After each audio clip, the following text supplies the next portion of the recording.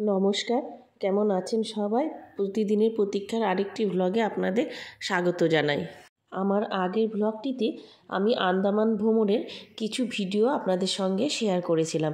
আজই আমি সেই ভিডিওটি পরবর্তী অংশটি দেখাতে চলেছি। আপনারা নিশ্চয়ই বুঝতেই পেরেছেন যে আমার পুরো ফ্যামিলি আমরা সবাই এখন জাহাজের ভেতরে আছি। আমরা আজকে হ্যাভলক থেকে যাচ্ছি নীলদ্বীপ।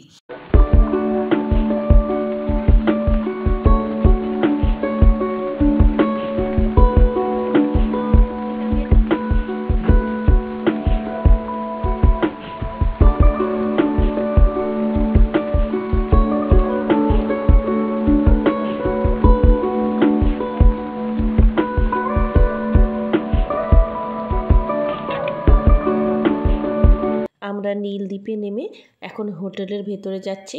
আর এই যে তাতান, ও সবার আগে আগে যাচ্ছে।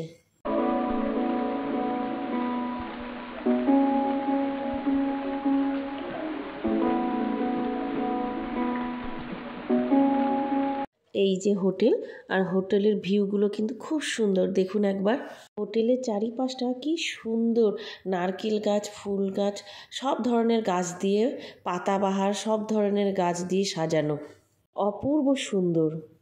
আমরা যে হোটেলটায় ছিলাম সেই হোটেল থেকে সমুদ্র একদম দাঁড়িয়েই দেখা যায়। আর সামনে খুব সুন্দর একটা বাগান ছিল, সেখানে বিভিন্ন ধরনের গাছ, দোলনা, এবং একটু দূরে গেলেই সমুদ্রের ধার। সেখানে অনেক রকমের সমুদ্রের যেসব ঝিনুক, তারপর শামুক, ছোট ছোট মাছ, পাথর, কোরাল, মানে কোরালগুলো মৃতপ্রায় কোরাল, কিন্তু সব ধরনের জিনিস আছে ওখানটায়। আর আমরা সবাই সেখানে গিয়ে অনেকক্ষণ সময় কাটাতাম দিনের বেলায়। আর রাত হলে জানেন তো খুব ভয় লাগতো, মনে হতো জল যদি ঘরের মধ্যে ঢুকে যায়, সমুদ্রের জল। কিন্তু না, সেরকম হয়নি। এখন যে ভিডিওটা আমি আপনাদের সঙ্গে শেয়ার করছি, সেই ভিডিওতে আমি না দোলনায় বসে ভিডিওটা করেছিলাম। ওই জন্য ভিডিওটা অনেকটাই দুলছে। আমি বুঝতে পারিনি যে দোলনা থেকে ভিডিওটা করলে এরকম দেখাবে। তবে আমার খুব দোলনাতে বসার লোভটা ছিল, আর মেয়েরা সমুদ্রের ধারে খেলছিল, তা আমি এই ফাঁকে গিয়ে দোলনায় বসে বসে দোল খেতে খেতে ভিডিওটা করেছিলাম। এত সুন্দর একটি জায়গা, আর সেখানে এরকম দোলনা রয়েছে, দোল খেতে খেতে সমুদ্রের মানে সৈকত উপভোগ করার মতো জায়গা। সেখানে এই দোলনাতে না বসে পারা যায় বলুন? আপনারাই একবার বলুন। ওই যে দেখুন দূরে মিঠি মম জলের সঙ্গে দাঁড়িয়ে দাঁড়িয়ে ওরা মাছ দেখছে আর খেলছে।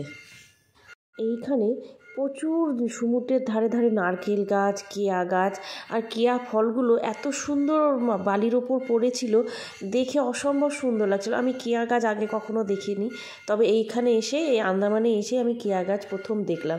তবে আপনাদেরকে দেখাবো একটু দূর থেকে, আমি অতটা কাছে গিয়ে তুলতে পারিনি।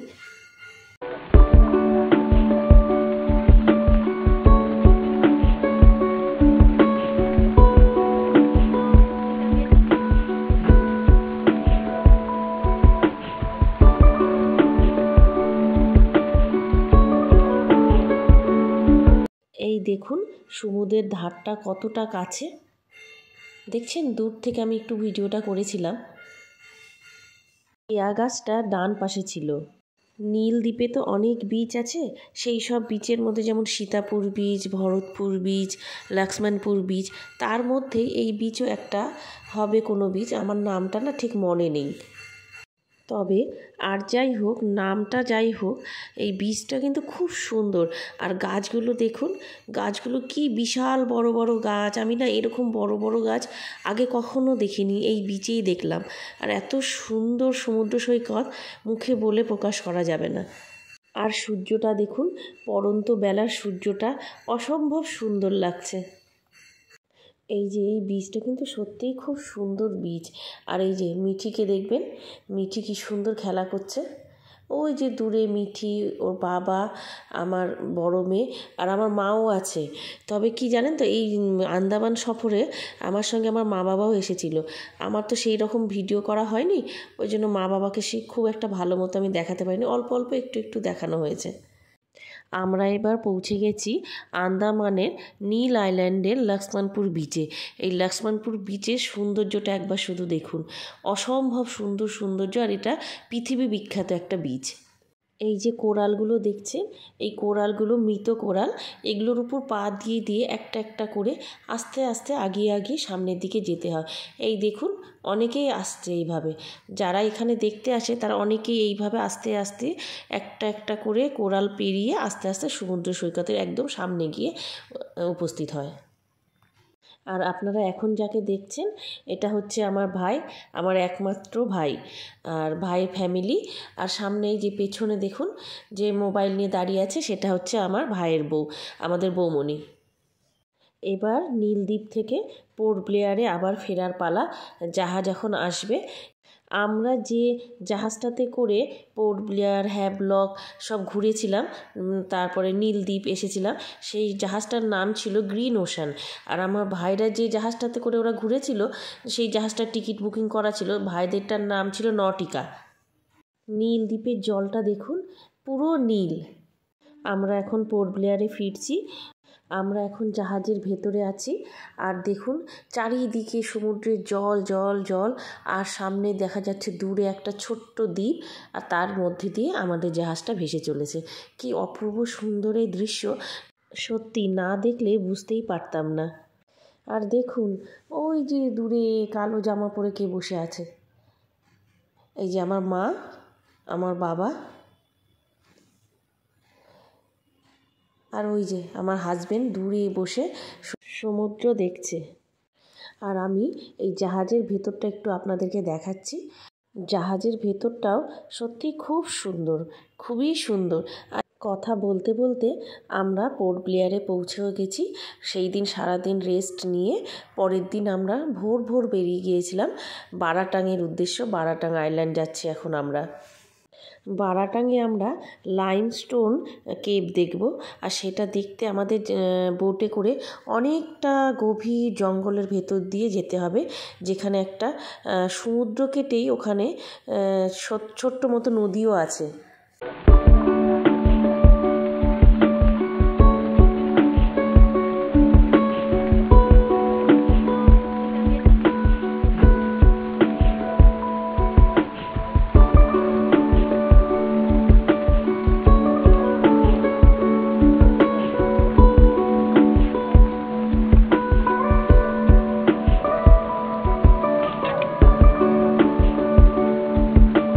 এখন যে জায়গাটা দিয়ে যাচ্ছি, যে রাস্তাটা ধরে, সেই রাস্তাটাতে ঢুকতে গেলে আগে চেকিং আছে, সেখানে চেকিংয়ের গাড়ি দাঁড়িয়ে চেকিং করা হয়, সবার আধার কার্ড দেখে, চেকিং করে তারপরে এই রাস্তাতে আমাদের আসার পারমিশন দেয়। সবাই দেখে নেয় কতজন আছে, গাড়ির ড্রাইভারের সাথে কথা বলে তারপরে আমাদের পারমিশন হয়।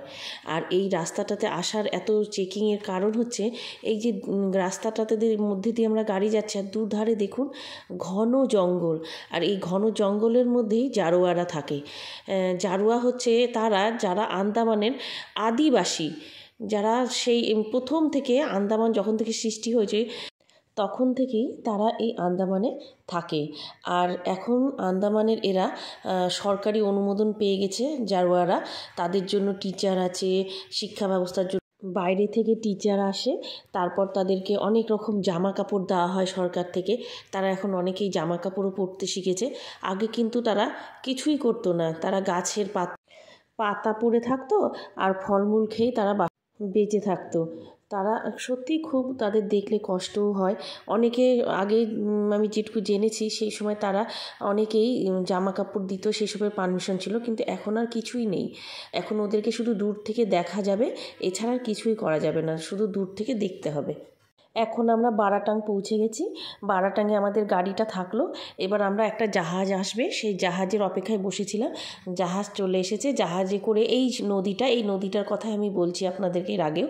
তো এই নদীটা আমরা এপার থেকে ওপারে যাব, ওপার থেকে এই বোটে করে আমরা এখন বারাটাঙের যে লাইমস্টোন কেভ সেটা দেখতে যাচ্ছি। আর এটা ভীষণ ডিপ, মানে প্রচণ্ড গভীর এই নদীটা। আমার পুরো ফ্যামিলি আমরা সবাই এই বোটে বসে আছি। আর এই যে আমার মা হাত দেখালো সেটা আমার মা, এই যে পেছনে বসে আছে এটা বাবা, তারপরে আমার হাজবেন্ড, আর ওইদিকে আমার বড় মেয়ে, আর সামনে দাঁড়িয়ে যে ভিডিও করছে সেটা হচ্ছে আমার ছোট মেয়ে।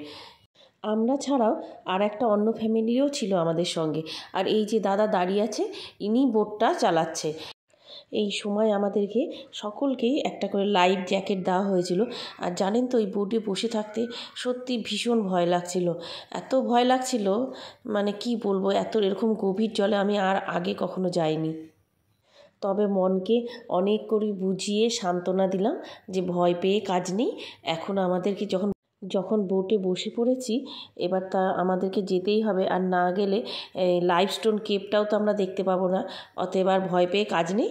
এখন ঠাকুরের নাম নিয়ে, বজরংবলীর নাম নিয়ে এগিয়ে চলো। আপনাদের সাথে গল্প করতে করতে আমরা কিন্তু অনেকটাই গভীর অরণ্যে ঢুকে পড়েছি। আর দেখুন এখানটা কীরকম থমথমে একটা পরিবেশ। আমার কিন্তু বেশ ভয়ই লাগছিল। সবাই ছিল, মা, বাবা, মেয়েরা, সবার জন্য আমার একটু সত্যিই ভয়ই লাগছিল। আমাদের বোটটি এখন যেখানে আছে তার দুপাশে ঘন জঙ্গল, আর তার ভেতর দিয়ে বোটটা চলছে। আজ তবে এইটুকুই। আমি এর পরবর্তী অংশটা পরবর্তী একটা ভ্লগে দেব। এর পরবর্তী ভ্লগটাই আপনাদেরকে দেখাবো। আজ তবে আসি। হ্যাঁ, ভিডিওটা অনেক বড় হয়ে যাচ্ছে। আমার এই ভিডিওটা যদি আপনাদের ভালো লেগে থাকে, লাইক করবেন, কমেন্ট করবেন, আর প্লিজ প্লিজ প্লিজ একটু শেয়ার করে দেবেন সবাইকে, যাতে সবাই এই ভিডিওটা দেখতে পায়। আমি যেটুকু দেখাতে চাইছি, যেটুকু বোঝাতে চাইছি, সেটুকু যেন দেখে বুঝতে পারে। এবং আমার ভিডিওগুলো যদি পছন্দ হয়ে থাকে তাহলে যেন তারা সাবস্ক্রাইবও করে নেয়। প্লিজ আপনারা একটু শেয়ার করে দেবেন এবং অন্যদেরকে দেখার সুযোগও করে দেবেন। আজ তবে আসি। টাটা, নমস্কার।